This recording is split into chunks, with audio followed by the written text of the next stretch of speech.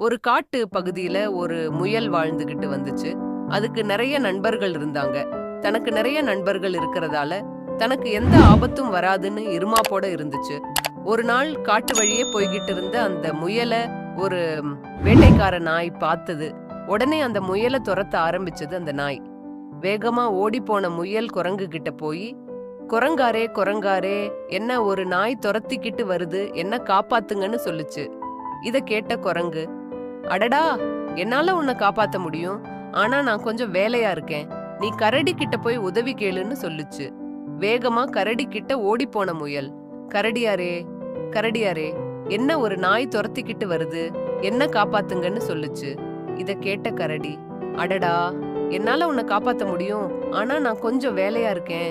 நீ யானை கிட்ட போய் உதவி கேளுன்னு சொல்லுச்சு. வேகமா யானை கிட்ட ஓடி போன முயல், யானையாரே யானையாரே